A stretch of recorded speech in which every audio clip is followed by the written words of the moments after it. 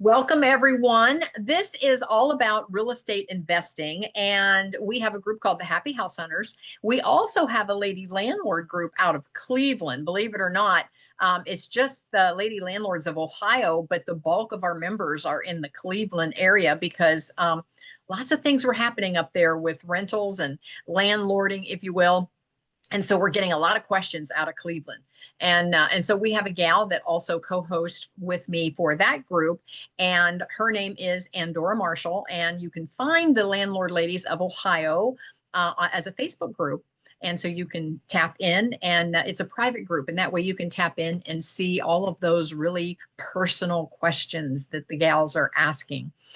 Today, we're going to talk about the 6 F's of real estate, how to find it, then how to fund it, how to fix it, and then are you going to flip it or are you going to fill it? And then finally, what is your freedom number? How many of those do you have to do to make that day job optional?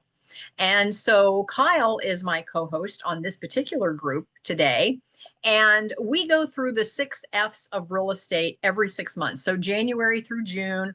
And then in July, we get to start over and we have different speakers, different topics, different insights. And so we are starting from the top again this month of the 6 F's. And so we're talking about finding the next deal and just what is the state of real estate investing right now.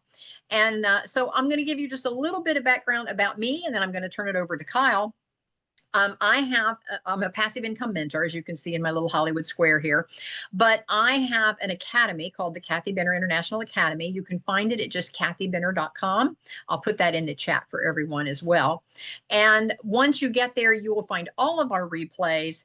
And we do talk about short-term rentals. We talk about long-term rentals. We talk about mid-term rentals. And then we also talk about commercial rentals and also residential. And so we're pretty well diversified and anything to do with real estate investing. And it is my passive income. So I can kind of explore other things like health and fitness and riding. And of course, I love to travel. Our most recent international trip is that we backpacked across London and Paris several weeks ago. So hopefully we'll get to do some more of that this fall. Anyway, that's about me. I'm going to put that in the chat so that you can connect with me at kathybenner.com. And I'm going to turn it over to Kyle. And Kyle, please feel free to share your screen. Tell us a little bit about your background and how you came to be where you are today, and then what it is that you're sharing. Over to you, Kyle. All right, thanks. Hi, everyone. As Kathy said, my name is Kyle Brandon, and I am a licensed realtor, and I'm having some possible lighting difficulties today. So we're going to be looking at my screen and not me anyway, thank goodness. So, but my house is under construction, and so there's only a limited number of places where I can try to broadcast from. So of course we'll see how it goes. But I'm going to try to share my screen here.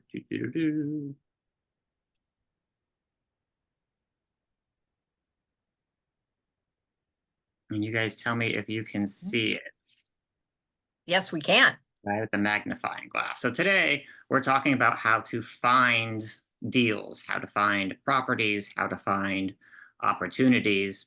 And really that's the crux of it. That's the crux of it today. How do you find those deals? Where are all these deals people are talking about that they're getting? So there's kind of a smattering of options out there. Of course, everyone probably knows, Zillow and Realtor.com and Trulia, but we're going to get into some of the other options that you might not be aware of, or things that might not have occurred to you before. But yeah, so step one in getting started in real estate is finding those deals. So let's talk about finding those deals. And it doesn't really matter what your exit strategy is. We're just talking today on how to find the deal. Whether you're going to do long-term, short-term, mid-term, commercial, residential, whatever. It's just finding the deal that make the numbers work. And so that's what we're talking about today. So it kind of encompasses all of the exit strategies. Right. You can do anything you want with it after you find it, but you got to find it first. That's, that's the horse in front of the cart, is you got to get out there and find them. And finding is half the fun, so they say, right? Actually, it is. It's my hobby. Mine too. Yeah. Instead of doom scrolling, I doom scroll through Realtor.com and Zillow and listings. That's what I do. And I found several that way. by the Oh, way. absolutely. Yeah. Absolutely. Yep. Yep. So Kyle, who? What's going on? Who am I? What's happening? Why should we listen to this guy's opinion? Well, I've got a strong background in information technology, and project management and statistical analysis because of my previous degrees and jobs. But I have been working as a licensed realtor now for 12 years, and I've got 5 certifications under my belt. And I think I'm a successful salesperson or a successful realtor because I'm not a salesperson. I'm not a pushy salesperson.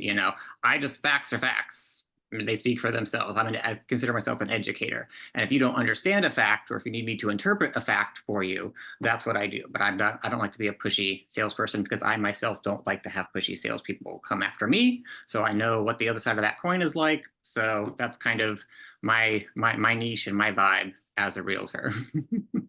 And I belong to 3 different multiple listing services: Central Ohio, which is Columbus, which covers down to Lancaster, where Lancaster and Canal Winchester, where Kathy is. And then up here where my home is that I'm renovating in Mansfield, where they have a separate MLS from Columbus. And then next to Mansfield, we've got another little city, Ashland, that I'm on theirs too. So those are the 3 that I personally belong to, but through my network and my company, I can access basically any network across the country and around the globe too, because my company is an international brokerage. So that's step 1. If you're looking for a deal, you got to look far and wide right now. You got to have access to the networks where the homes are listed. So working with a realtor, a well-connected realtor, is pretty key. I'm also a residential real estate council member. I'm a committee member on the DEI, diversity, equity, and inclusion. Of course, I'm on the advisory board for Kathy Benner's Happy House Hunters. And recently, I'm a published and contributing author of the Freestyle Living magazine, which if you haven't checked it out yet, you'll have to check it out. It's pretty good stuff. And also, I'm in it with you guys. I am a homeowner. I am an investor and an aspiring general contractor, apparently. I'm learning all of the tricks of the trade, learning lots of new skills, doing lots of renovations and remodeling myself to try to save some money, try to get that freedom number a little sooner, right, Kathy? I think you're doing a great job. I've been following you on your social media, and Kyle is not afraid to roll up his sleeves and figure it out. I love that. Absolutely, absolutely. And here, there's a picture of one of my favorite books that I've read recently, Confessions of a Corporate Real Estate Hitman. I don't know if it's an autobiography or a pseudo-autobiography, but it's a pretty fun read.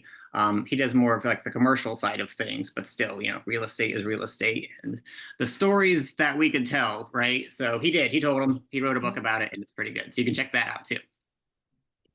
But first, get over and get you a copy of Freestyle Living magazine. Here's the cover from our latest edition from spring 2025, and summer is coming hot off the presses soon, right, Yes. Kathy? Yes. I just talked to Katie this morning. It should be this week. All right, exciting stuff. Yes. And you can find the magazine at kathybenner.com. It's on one of the tabs. It'll just say Freestyle Living Magazine. So feel free to go to kathybenner.com. That's the shortest URL I can give you. Just kathybenner.com and scroll to the magazine. Just go to Google and type in Freestyle Living magazine. Yep. Comes right up. Perfect. What would we do without our Google? Yes. So what is a deal? And why is it so hard to find? So let's talk about what is a deal. A deal looks different to everybody, right? What are you trying to accomplish, right?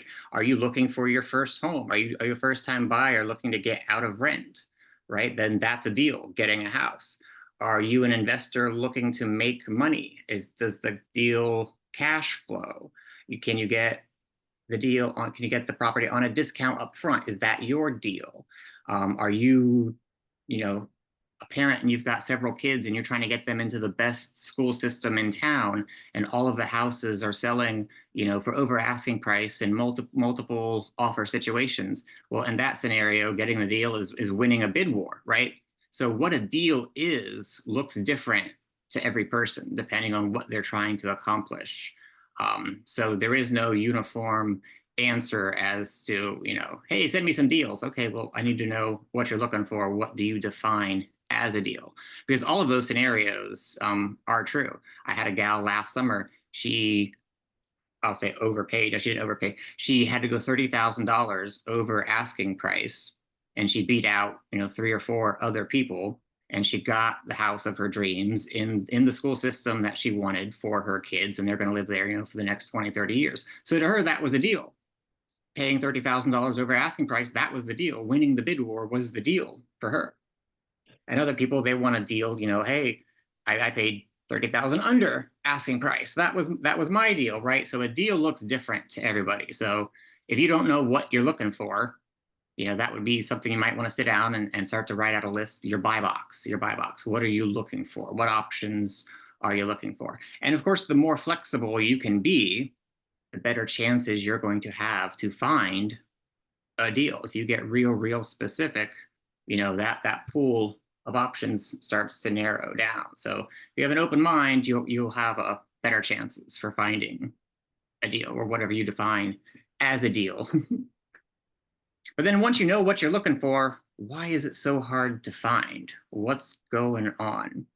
Have you ever gone to the store looking for something and they're sold out, or they don't have, what you're looking for, or it's out of stock or something like that? That's the state of the real estate market right now, at least in central Ohio. We are in a housing shortage.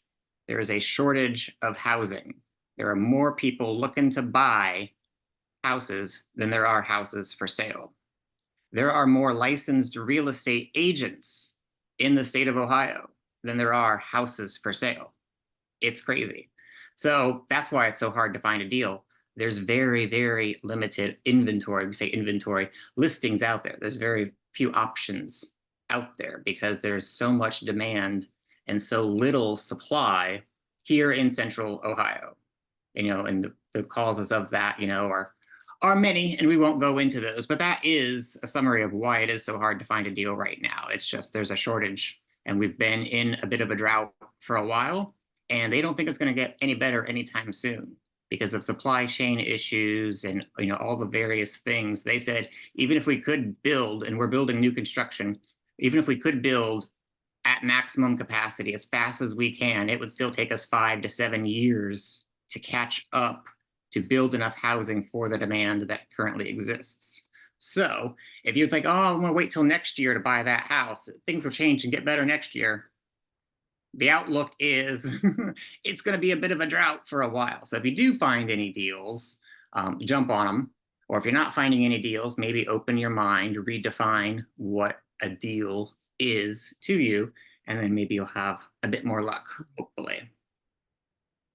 All great points. I know I'm constantly looking. I probably jump on line and I'm looking for real estate. I imagine about an hour a day, sometimes more, but about an hour a day. And my last deal, and I did a whole boots on the ground recording. I haven't posted it yet, Kyle. This is one that I just did online for the Corey group, the big Corey group in Columbus. Mm-hmm. They asked me to present the member deal of the month. And so I presented this one and they sent me a copy. So I'm going to post that. But anyway, this particular deal was a condo that I wasn't even looking for. And a realtor called and she said, hey, I've got a condo available in an area where you already have one. I was interested. She said, we're calling for highest and best by 5 o'clock. She said, I just got wind of it. I thought of you. I put in my highest and best and I didn't get it. And I was like, oh, darn. I wasn't even looking, but then I was disappointed that I didn't get it. Right. And then she said, by the way, she said, my partner in the real estate business also has one that's not listed yet. It's not on the MLS yet. And she said, I don't know if you'd be interested in it, if you just can't. Well, it wasn't even in the same town. But I said, you know what? I'm in the car. Let me just drive by. So I drove over to where the second unit was. Kyle, I fell in love with it. Now, I don't get emotionally connected to my properties, generally speaking, but this one had it was in a sweet spot. It's a 2-bedroom condo with a garage, and it adjoins a 10-mile paved hiking, biking path. all Nice. wooded. A nice little creek runs through the back. And so I made an offer and I lowballed it. I looked at the ARV, and the sellers had bought this for their son. A husband and wife had bought it for their adult son. His job was relocating him, and they did not want to continue to pay the HOA or the maintenance on this unit. And so they put it on the market. They put a price on it. I looked at the ARV, what it would be, and of course there wasn't a whole lot to do, so it was pretty much ready to move in. And I offered 70% to ARV, and they took it. They Cash. accepted it. And yes, and so I got in the deal within a couple of weeks. And I wasn't even looking that day to buy another condo. And so now the sweet spot, and Kyle mentioned the magazine, so this is a perfect segue. So Katie is our creative editor of the magazine, the Freestyle Living magazine, and she lived in yet another town on the other side. And this place where this condo is right in between where I live and where Katie lived.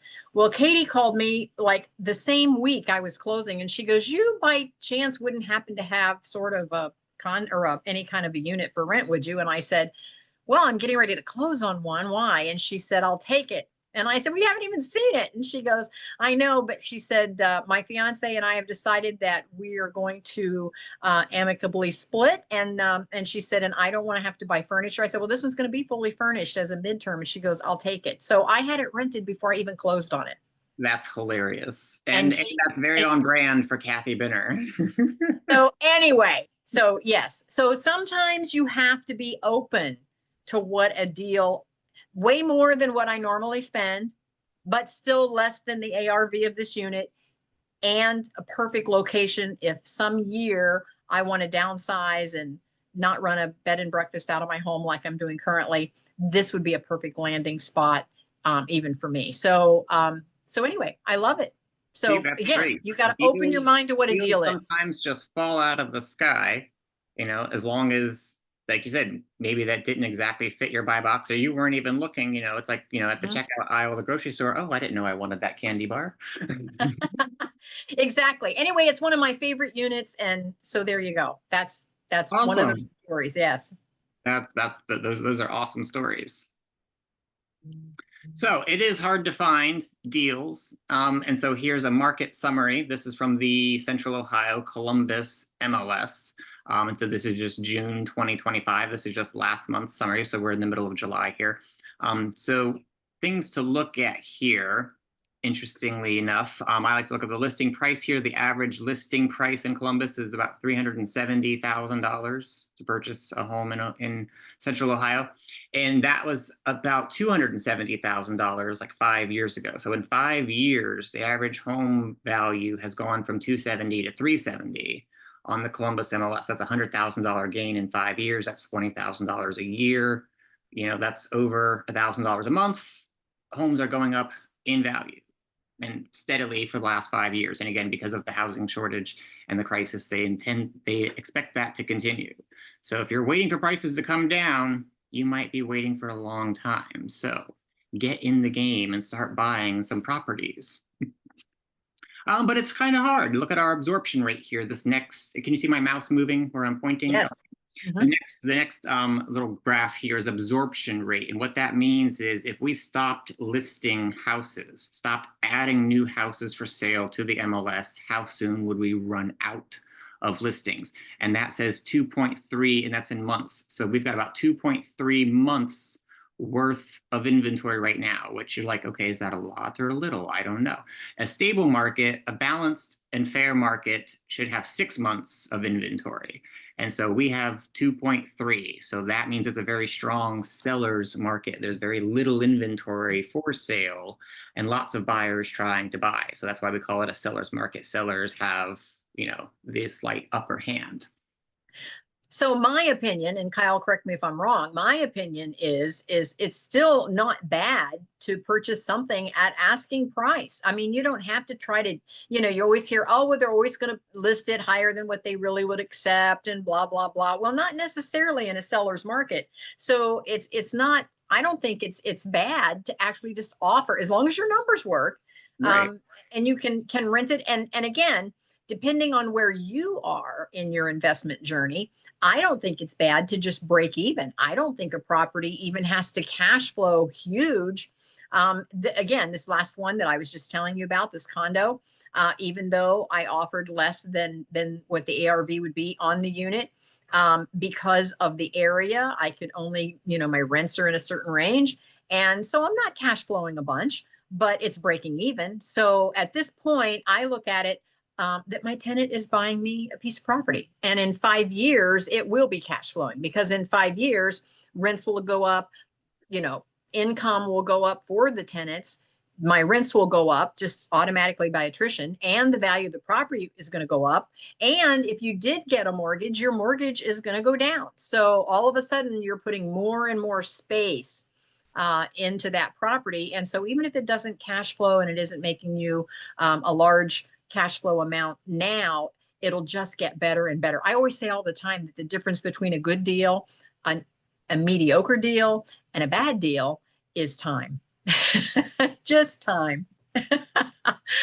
So That's it right there, just redefining what a deal to you is. 5 years ago, yeah, you wanted a property that cash flowed. That was a deal. Now, because of market and economic conditions, if you're just breaking even, that is a good deal. Because like you said, someone's buying you a house. And we just discussed the houses are going up $20,000 a year in value. So you're not paying anything for it, and someone's paying the mortgage for you, and you're capitalizing $20,000 per year on average across the board. So that's what a deal looks like today, just breaking even, or even throwing a couple $100s at it. I had a client recently. She bought a duplex, and she actually has to pay $100 after both sides are rented out. She has to pay $100 on the mortgage, but she was over the moon happy. Oh my God, I bought a house and I'm only paying $100 a month. Oh my God. Right? Like, so it's negative cash flow, but she's over the moon happy about it. Like, you have to redefine what a deal is based on market conditions and economic conditions. And if you have unrealistic expectations, sorry, call the next realtor. No, it is what it is. And you have to stay with the market, which is why calls like this and podcasts like this are so important, because it realigns us with the reality of what's going on. Right. And the reality is reality. So the next thing I want to look at here is this sold to list ratio. I know you said no one wants to pay full asking price, or we know they listed it too high, not necessarily. Any agent who's worth their salt is not going to want a bad listing, and a bad listing could be one that's overpriced, because if your listing isn't selling and all the other ones in the neighborhood are, it looks bad on your reputation. Hey, that guy doesn't know what he's doing. He listed that house way too high. It's been sitting there on the market forever. So a good agent I won't take a listing if my sellers are unrealistic. If they want too much money and I don't think we're going to get it, I won't take a bad listing. And then there's going to be an appraisal involved anyway, too, right? The bank's going to come in and run a detailed appraisal. And we just had this happen to one of my clients last week. The appraisal came back $40,000 less than the asking price, because the realtor listed it too high. And we tried to negotiate them down. We got them down a little bit, but now here come the appraisal like a ton of bricks, and yeah, it was listed too high. So that could be a problem, but you're going to have an appraisal, right? There will be an appraisal. So the bank will have the final say on the value. But look at this sold to list ratio here right now. People are getting about 98.5% of their asking price. So if you think you're going to get a big deal, I'm going to save 10, 15, 20%, or like Kathy did. I don't know how you pulled that off. Most people are getting 98.5% of their asking price right now. So that means appraisals and comps are very, very close to what the asking price is, right? You see the best deal people were getting was back in January. You maybe were saving 5%. Okay. I think I did well on mine because this mom and dad, they're older, and I think they just really didn't want to mess with this unit, and I just happened to be at the right place at the right time. Again, don't look down on an opportunity that falls in your lap. Exactly. The next this little graph down here is the days on market. How long does it take for a new listing to sell? And you can see that that's been decreasing since the winter. So right now we're at about 25 days on market. So on average, when a house gets listed and 25 days later, it's in contract for 98.5% of its asking price. And 25 days on market is very fast. Again, in a normal, balanced, stable, fair market, it's about 6 months to sell a house. Let me ask you, when they make the offer and the offer is accepted, is that when it is off the market, or is it when it closes? Is it off the market? When it closes. So 25 days on Oh, market is 20, that's fast then, because 25 you've got days to on go through the market whole. is 25 days on market is when it moves from active into some sort of pending or in contract. Okay. 25 days of it being actively for sale, and then it moves into some sort of pending or contract. Okay, perfect. Yeah, that is pretty fast. As really as lightning fast. 25 days to get, but sometimes it feels slow because we're so used to instant gratification these days with technology and everything. So some people are like, oh, my house hasn't sold yet. I'm like, we just listed it 3 weeks ago. Like, we're at day 21, the average is 25, so we're still ahead of the Yeah. curve. So I know, but it's that hurry up and wait game that's so painful and excruciating, right? And I think that's what my sellers didn't want to do. They wanted a faster solution, Yeah. faster, easier. Sometimes it's not always about the money. It's about the path of least resistance, right? You'll take Hmm. it as is, where is. You'll do the clean out. You don't need an inspection. You don't need an appraisal. You Exactly. don't need financing. You pull out all those stops. And I think that's what did it for them. So don't be afraid to make an offer. If your numbers work at a certain offer, make the offer. Right. And just because, if they say no to the first offer, you can always amend your offer or negotiate and go back and forth and, keep an eye on things for sure. Just starting that dialogue, just finding the deal. And then maybe you have to redefine what a deal is once you have found it. Be amenable, be flexible, be open. Absolutely. So are there multiple universes? Maybe. Are there multiple markets? Definitely. So the report we just looked at is from the Central Ohio Columbus, the Columbus region. I'm also, like I said earlier on a slide, I'm a member of 2 other MLSs, and each MLS software is different. So the MLS software that Mansfield and Ashland uses, they don't give out pretty graphs like this every month. Columbus is much more advanced system. But just to compare markets, in the Columbus market, we said the average days on market is 25. And in Mansfield, I looked it up this morning, it's 70. So it's taking almost 3 times as long for a new listing to sell in Mansfield. So the market moves a little bit slower. But 70 days, that's 2 months. That's still a lot faster than 6 months, which is the national average for a balanced market. So even the Mansfield market is a hot seller's market. It's not as hot as Columbus, but it's still a hot seller's market. Different markets, we also said in Columbus, they were getting 98.5% of asking price. In Mansfield, they're only getting 80% of asking price. So there are more deals to be had in Mansfield. People are paying less than about 20% on average, less than asking price in Mansfield. So if you're not finding any deals where you're at, go and look somewhere else. There are multiple markets, and all of Central Ohio is doing really good. Like I said, Mansfield's slower than Columbus, and we're getting less of our asking price of Columbus, but it is still a strong seller's market. Home values are still going up year after year. Yes, I tell my clients all the time to just cast their net a little wider. Very You'd be wide. In surprised. fact, I cast my net, the picture on the right, I cast my net all the way down to Brazil this year. I'm standing in a new construction developer's office there in Brazil. I went down and checked out condos in that market. Didn't know I wanted one until I was there. Now I have my heart set on buying a $30,000 beachfront condo in Brazil, and that's $30,000 US. Because That's amazing. conversion rate is 6 to 1 for the US dollar. So it's like 200,000 reals to them, but it's $30,000 US to me. So yeah, what does a deal look like? Oh, my new deal is sitting on the equator down in Brazil. I love it. I love it. So Yeah, yeah, when I tell my folks to cast their net wider, I didn't have Brazil in mind, but okay. never say never. Never say never. So there are definitely multiple markets. You want to be looking in multiple markets, open to multiple markets, exploring multiple markets, and every market is going to be different too. Like I said, even though Mansfield and Columbus are both sellers market, they are sellers market to different degrees right now. And here is a map. I stole this from CJ Estel. He posted this a few weeks back, so I went and snagged this off his Facebook this morning. But this just shows you a difference in markets across the U.S. Anywhere where it's kind of the brownish color, that's where they're saying there is less homes for sale now than there were before the pandemic. So homes in those areas, there are now fewer of them for sale. And then the areas in blue are the opposite. There are more homes for sale in those areas now than there were before the pandemic. So different markets have different trends. Things are going up, things are going down, things are going left and right and all around. So when you hear a national news report, oh, the housing market's in a free fall, oh, the housing market's going to pop, or oh, the housing market's hot. The next question is, okay, well, which market are they talking about? Because look at all of these different markets. Markets are very, very specific.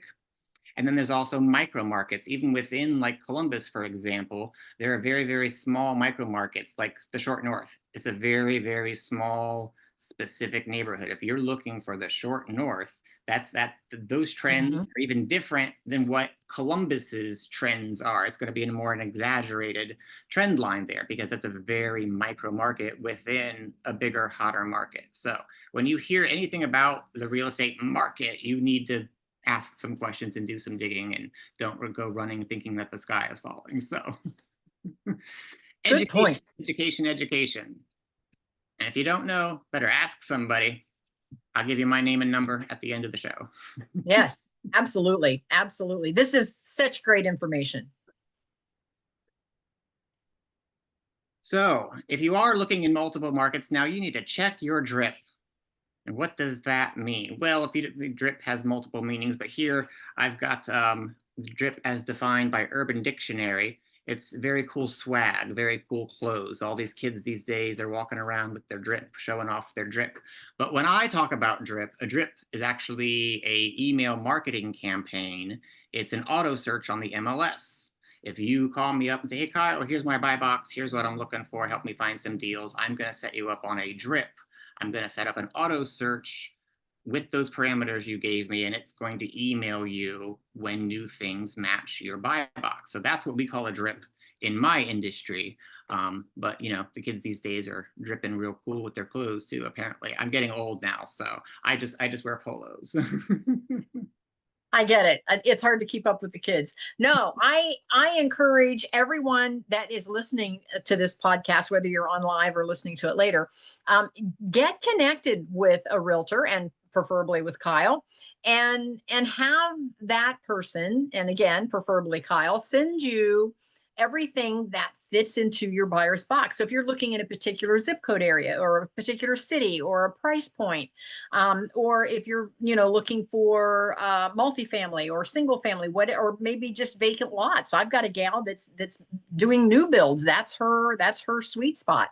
So whatever it is that you're looking for, Kyle can keep that supply coming of things for you to look at, and that will shorten your time each day when you're searching for something that you might be interested in, because now you're getting the specific thing that you want. And again, for me, and we've got Brea on as well with short-term rental. I'm always looking for something for short-term or midterm, and that's why this condo was perfect. This last one that I bought, but I did have to research as soon as I made the decision that I loved the location. Then I did have to research, can it be rented? Can it be a rental, or does it have to be owner occupied? So I wanted to make sure that I could actually use it as a midterm rental, which is what I'm doing.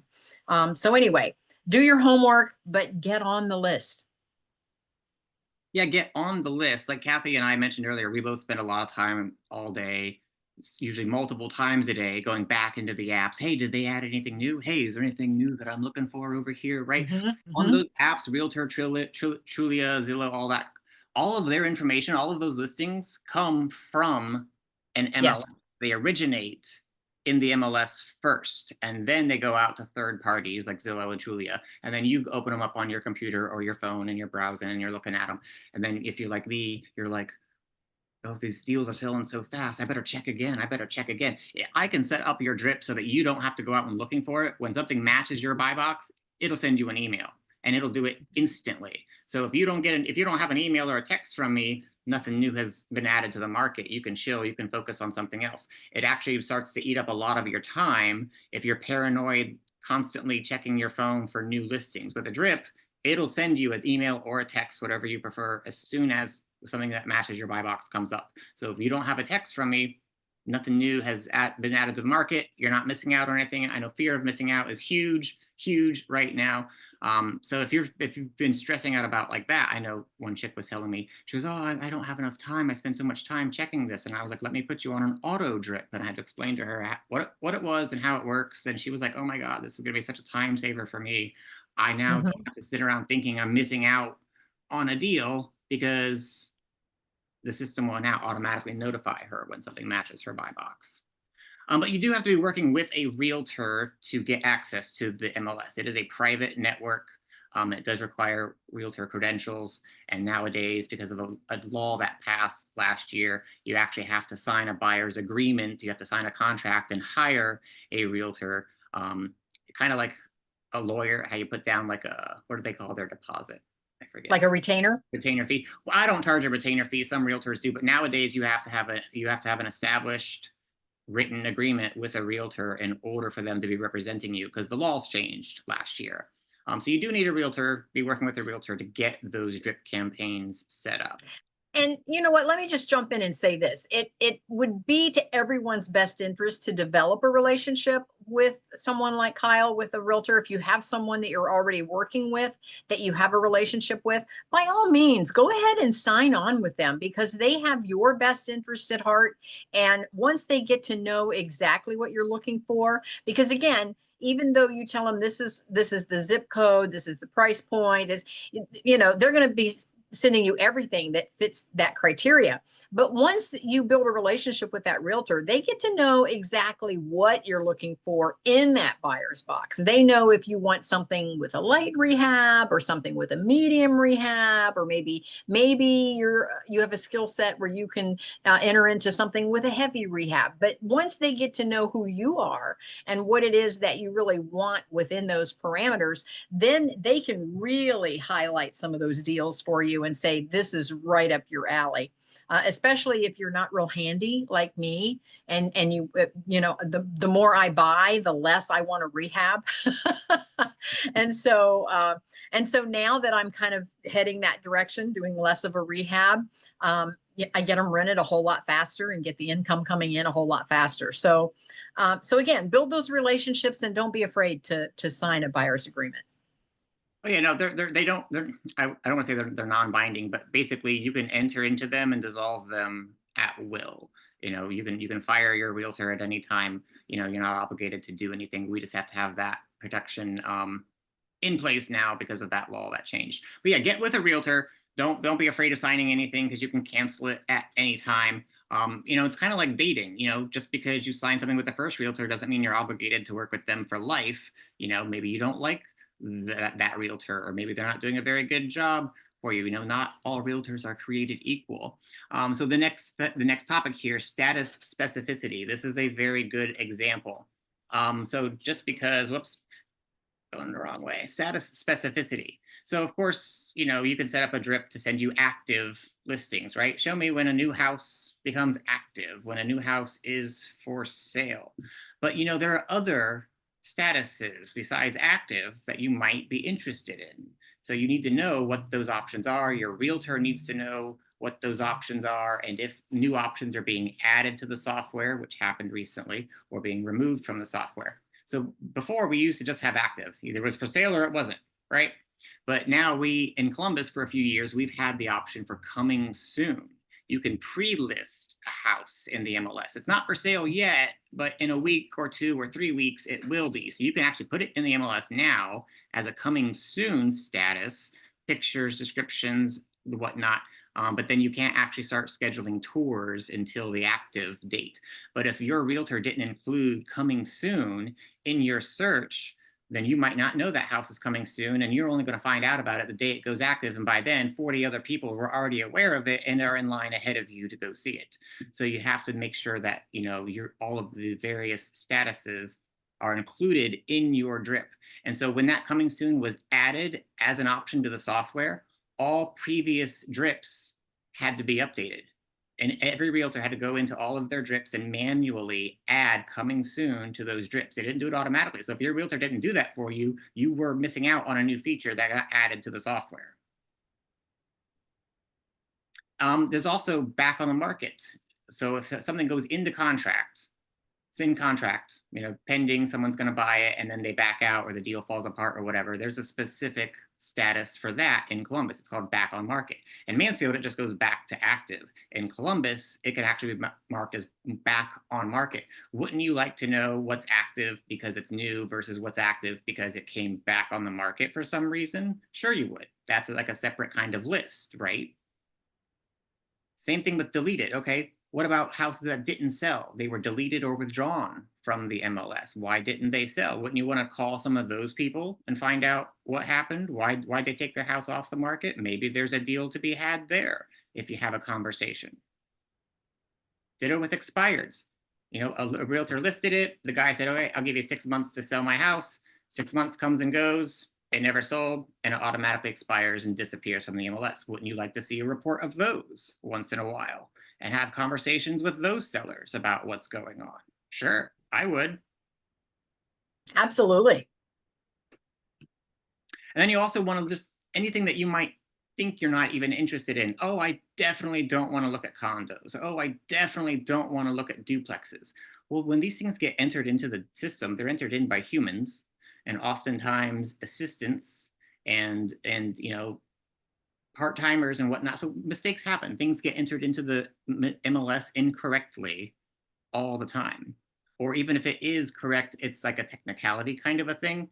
Like, so my house that I'm sitting in here, when I bought it, it was listed as a duplex. Well, I wasn't interested in duplexes at the time. I wanted a single family home, right? Well, this was a single family home at one point. Someone put up a pony wall and added an extra kitchen and called it a duplex. So it was listed as a duplex. But if I had not been looking at duplexes, I would have missed this house. All I had to do was grab a hammer, tear down a wall, and boom, it's back to a single family home. But I would never have found it had I been ignoring duplexes, had I had my mind closed to those options, had I had a very, very specific buy box. I erased one of those options and all of these new opportunities appeared before me. So you had to look at each house, on a case-by-case basis. This house had the ability to change it from a duplex back to a single family very, very easily. And at the other side of the coin, it could very easily be turned back into a duplex Right. should your life take I could put that wall turn. right back up.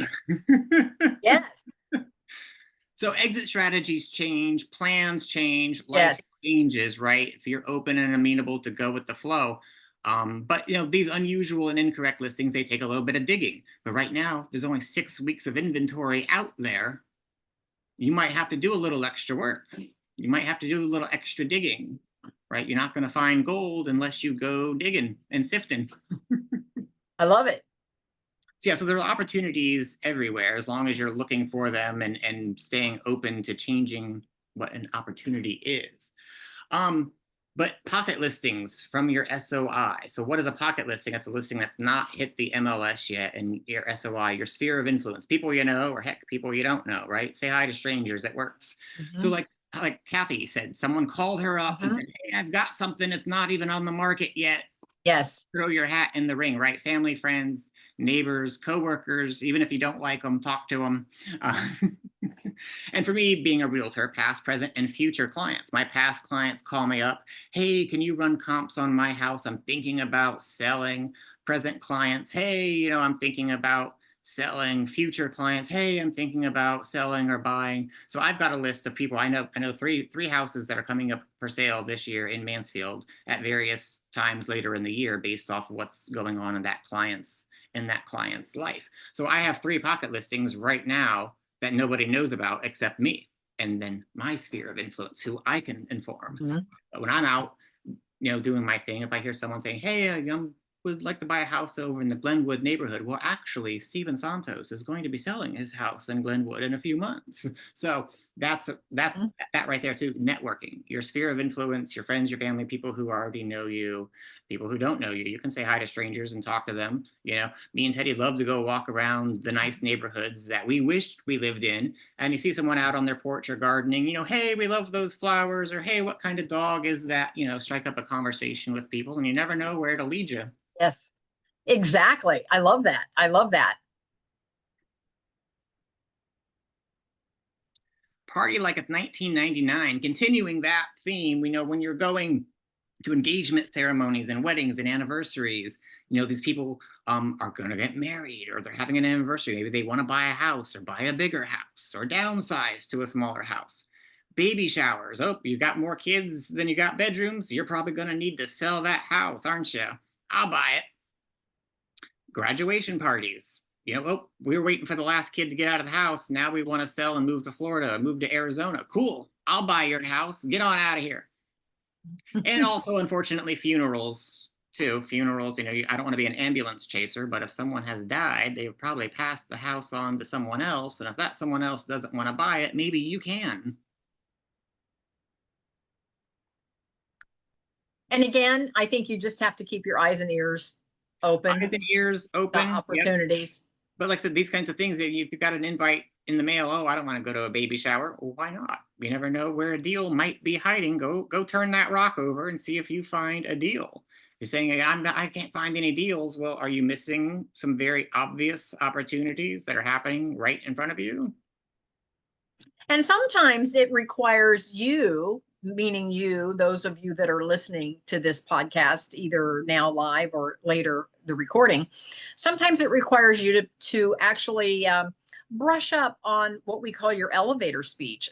Almost everywhere that you go, whether you go, to just a dinner party, a shower, graduation, wherever, a lot of times when you're meeting folks, either for the first time or you're running into some family that you haven't seen in years, one of the things that they'll say is, well, what is it that you're doing now?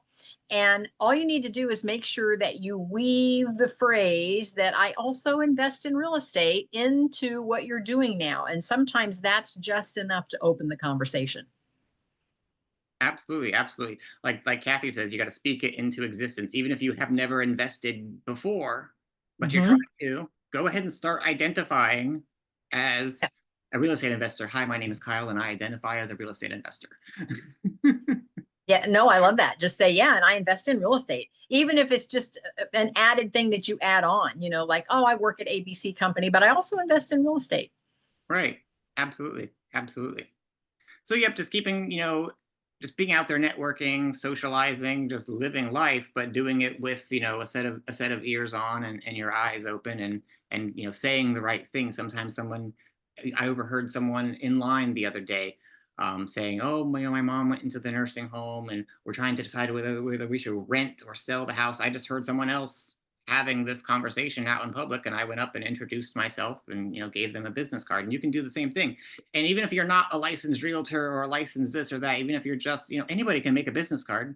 If you Mhm. want to make business cards that you can hand out to people, you've seen those signs: "We buy junk houses, we buy junk cars." You can make a business card. Call yourself an entrepreneur or real estate investor, or what the anybody can have a business card. And it's a great way to walk up to strangers and be like, "Hey, I couldn't help but overhearing your conversation. Take my card, give me a call." And then you don't have to do the awkward get out your phone and let me take your number. Mm. Business card, it's a bit more old school, but there are of course pros and cons to that too.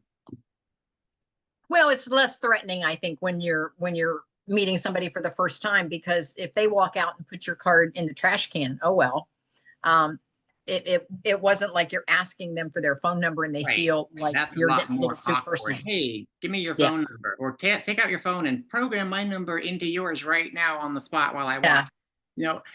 The business card, it serves a very good purpose. And like you said, even if someone throws it down on the ground, I had a client call me one time and she goes, "I don't know where I got your card. I think I found it on the ground." Well, That then works. they looked up my Zillow reviews and found my Facebook and was like, "Hey, yeah, I'm calling this guy." And I was like, "I'm gonna start sprinkling business cards around parking lots."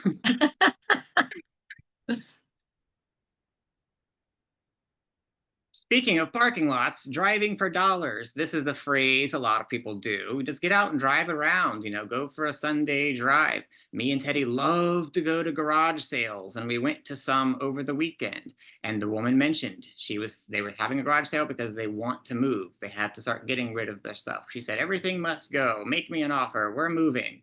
Hold out my business card. Do you have a realtor yet? And if you're not a realtor, if you're someone looking to buy, or you know someone who's looking to buy, these garage sales, why are they selling all their stuff? Maybe they're moving away. Maybe there's a pocket listing opportunity here. Same thing with cleanouts. You see the picture of the car here. We were driving around and people had set all these beautiful old doors out by the dumpster. They were cleaning out the house. So we stopped and asked, hey, what the heck is going on? Are you giving those doors away? I'll fit them in my hatchback car. Why are you doing that? They were cleaning out the house and they were going to renovate it so that they could sell it. So when you see someone doing clean outs and renovations, that also might be an indicator that that house is up for grabs or will be up for grabs soon. Stop and have a conversation and score some free doors. I'm telling you, I love this picture of your car with the door in the back. That it's so appropriate for how I live my life. We're constantly finding things and constantly doing garage sales and clean outs I keep a box of bungee cords and caution tape in my trunk because this is not the first time I've driven down the road with something twice the length of my car hanging out the back of it. Yeah, me too. I get it. I love it. Those doors at the salvage store are like $300 to $400 each. So look, I just scored $800 worth of free doors. Yep, I understand completely. And again, I have to go back to my latest deal, that condo that just kind of fell in my lap. I furnished a 2-bedroom condo out of my garage. And folks, yeah, I already had the furniture, and folks are always saying, aren't you afraid that somebody's going to come along and steal stuff out of your garage? And I said, no, I'm afraid they're not going to bring a big enough truck. But also when you're driving around, if you see for rent signs, call that person. Maybe they were on the fence. Should I rent it one more year or should I sell it? Maybe they haven't been able to get any rent interest, or maybe they've had a horrible experience with tenants. Call for rent signs. They might be open to selling if the price is right. So you won't know if you don't ask. And then neglect too. If you see houses that aren't mowing the lawn, the mail is piling up, stuff like that. Maybe there's something going on there too. Go up and knock, or if you're shy, leave your business card and have them call you. You can mail them, make a note of the address and mail them a handwritten letter or something if you want to. So there's lots of ways to uncover those deals, but you're going to have to get up off your butt and stop looking at Zillow and go out there into the real world and try something. And it's not absolutely hard. It's fun. It's fun. It is fun. Garage sailing all weekend long and then getting those doors and stuff. So yeah, it is fun. There's also new construction. If you're fancy, what does a deal look like? New construction down here, incentives and in-house financing. Right now, I've got a client, she's pre-qualified for a $300,000 home. If she wanted to go shopping for I won't say used home, but an existing home. If you remember back on that slide, what's the average home price being listed in Columbus right now? $370,000. She's pre-approved for $300,000. I took her to my buddy who works in new construction, and he got her approved for $400,000 with the same monthly payment. So for the same monthly payment on a $300,000 existing house, she could buy a $400,000 new house because of their in-house financing. Their interest rate is a 1 full percentage lower than what the bank is offering, which gave her $100,000 more in buying power for the same monthly payment. That's crazy. And she gets a brand new house. A brand new house, 30-year warranty on the roof, 30-year warranty on the foundation, brand new appliances, brand new paint, brand new carpet, all of the things brand spanking new for the same payment she would have had on a $300,000 used house, which who knows what repairs lie in your future. Trust me, I know. Welcome to home ownership, Kyle. But again, just redefining what a Yes. deal is. Oh, I couldn't possibly handle $400,000. Oh, I'm not interested in new construction. They don't have as much character or charm. Or, oh, there's no new construction in the short north. I want to stay in the short north. You're right. The short north is dense. It's maxed out. They're not building new houses in the short north. You're right. But if you open your mind up a little bit, oh, I didn't know I could qualify for new construction. And hey, maybe the pros and cons of me not having to worry about roof and foundation and things for so many years is a wonderful trade-off to not being in the exact neighborhood that you wanted to be, right? Now, if you decide to go with new construction, make sure you call a realtor, take an agent with you before you go, because when you get there on the property, those people work for those sellers. They don't Mhm. work for you. They don't work for you. You need someone who works for you. So use an agent, even if you are going to buy new construction, because those people work for the construction company. They're not your friend. They're trained to act like they're your friend. They're not your friend. Yeah, I'm their your friend. job is I'm your their friend. job is Call me yeah, their job is to get you to sign on the dotted line. as fast as possible and with asking with as least amount of questions as possible. But it's all about education. That's just it. I call myself an educator. Just get educated. Sometimes you learn the hard way, don't you? Yeah, but good point to have an agent, yes, on a Have new an build. agent. But consider Yeah. new construction. Consider new construction. Absolutely. Down in Brazil, that $30,000 condo, it's going to be a Mhm. brand new condo, brand new. They're building it right now. New Mhm. construction. Never thought My I'd buy a brand new condo on the beach anywhere in the world. my girlfriend just bought brand new construction in Myrtle Beach, North Myrtle Beach, and they're allowing rentals in that subdevelopment. And so she is now purchasing another new construction to use as a rental. I'm very familiar with Myrtle Beach and North Myrtle Beach. I went to school at Coastal Carolina University, which is in. Okay. And my favorite beach to go to was 82nd Avenue, which is the last avenue from where it switches from Myrtle Beach to North Myrtle Beach. Okay. Good to know. Small world, Yeah. micro markets everywhere. Also, when you're driving around, you might see one of these signs here, for sale by owner. That's someone who's trying to go it alone and not list with an agent. These will not be on the MLS, which means then they're probably also not on Zillow, Realtor.com, and Trulia too, because that's where they get their information from. Now, you can pay and have your listing added to those apps and those websites directly, but unless this owner did that, unless they took the gumption to do that, then it's not online. And a lot of older people, oh, Mhm. I don't know how to do all that fancy technical stuff. I'm just going to stick a sign in the yard and hope for the best. So, even if you are checking for sale by owner.com and Craigslist and all this and that, just it might not be listed on the internet. Some people aren't tech savvy or they don't want to put it on the internet. That opens up a whole can of worms. And you've got all the spammers and scammers calling you and reaching out to you and stuff too. So when you're driving around, if you see these for sale by owner signs, this is another opportunity possibly knocking at the door. And keep an eye out on yard signs, newspapers. Some people are still old school and advertising in the newspaper. Facebook, Craigslist, all of these options. But for sale by owners are a good opportunity, maybe, for you to buy a house also. But also in this situation, you want to use a realtor. Just because he chose not to use a realtor help him doesn't mean you don't need a realtor to help you. You want to make sure you're not getting spammed or scammed, and you want to know all the right questions to ask and make sure you're getting the right inspections and contingency clauses. So just because something's for sale by owner doesn't mean that you have to go on unrepresented. You also need an agent in this scenario too. Good point.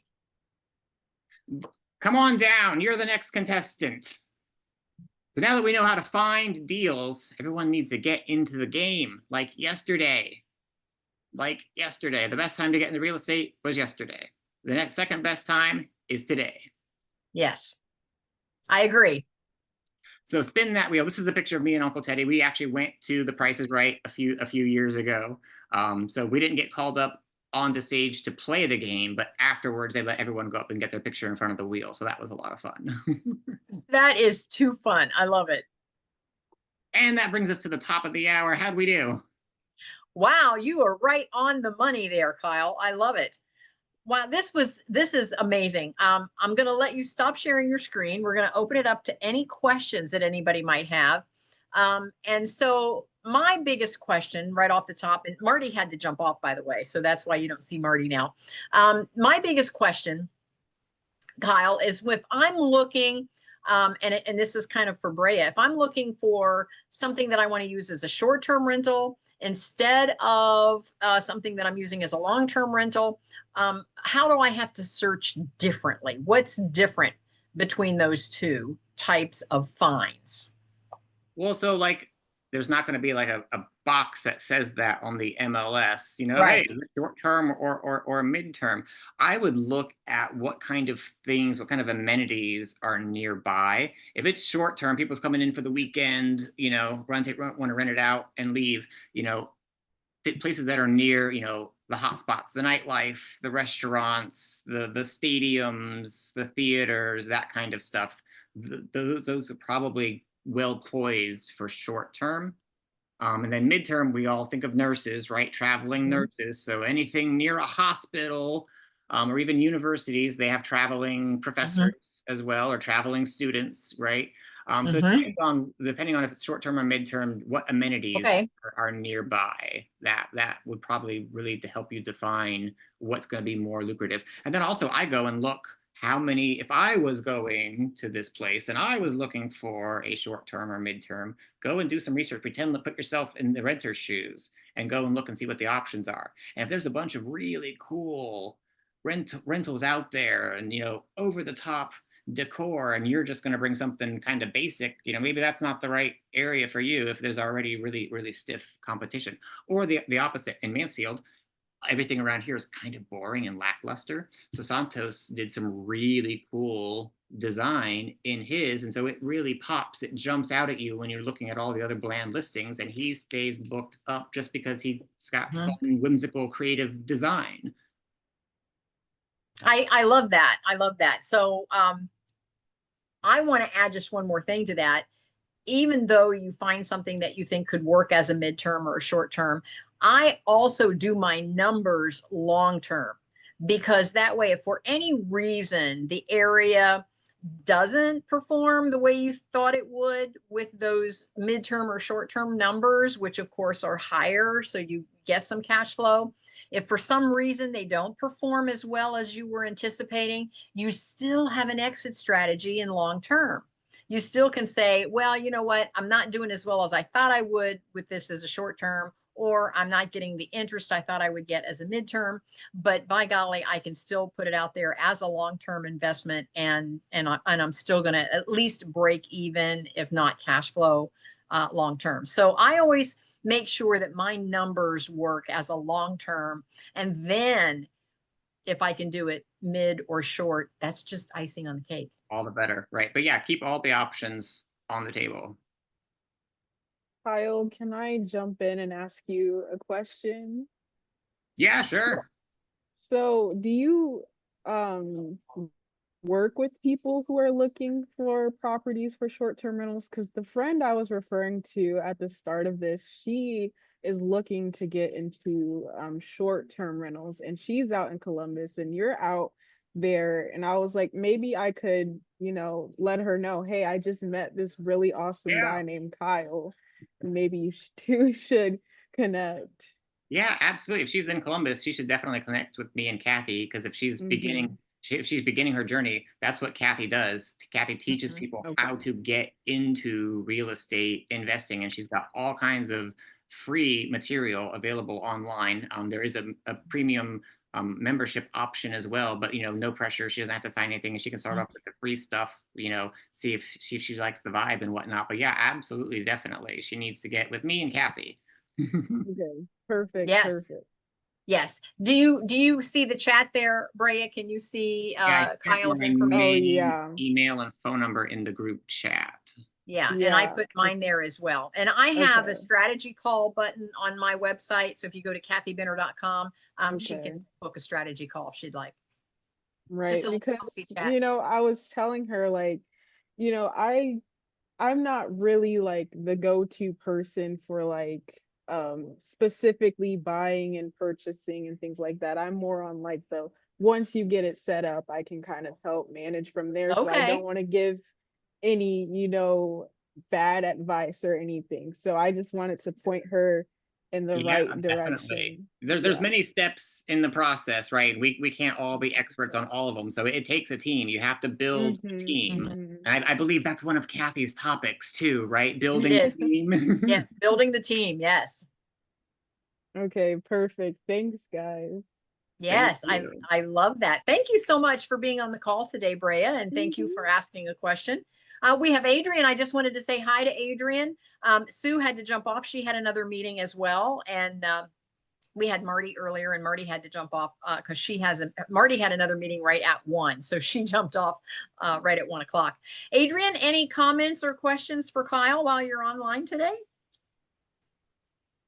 Adrian might be multitasking. I know this is a work day for him. He says hi in the chat. Yes, I see that. No questions. All right. Kyle, thank you so much. This is recorded, so it will be uploaded into all of our podcast channels. We are on YouTube, we're on Vimeo, we're also on Audio Boom. Once it goes on to Audio Boom shares it then with like 8 additional podcasting channels. We're on Spotify and Apple. Oh gosh, I forget all the different ones. But anyway, we're on several different channels. So you'll find us if you just Google the podcast. Again, you can go to kathybenner.com and there is a podcast tab right there on the website. And that'll I take you also over. think Kathy Benner is on the New York Times best-selling list too, isn't she?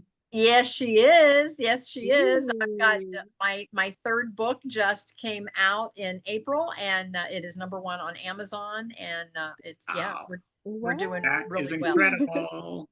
So my For fourth Kathy. my fourth book is scheduled for next April. So yeah, we're working on it now. That's incredible. Perfect. Thank you for that, Kyle. And look for the magazine. Again, there's a tab at kathybenner.com, and you can click through, and all of the publications are there. All of the books are there, and all of the magazine publications are there. And Kyle, I don't know if you know this, if you scroll clear to the bottom of any given magazine publication or edition, if you scroll clear to the bottom, it has the links to all the previous editions as well. Oh, good. Yep. So you can print any of those that you would like to print. Because I'm old school, I still print things. I know, I do too. I do too. All right. Well, thank you for this, and we will see everyone next time. Kyle, thank you so much for being on. I appreciate this, and I will send you a copy of the links. If you can use them in any way in any of your marketing, feel free to do so. Will do. Thank Awesome. you. All right. And Brea, join us again next time. For sure. Thanks so much. This was really informative. Good, good, good. And Adrian, thank you so much for being on with us today. We'll see everyone next time. Bye. Bye, everyone.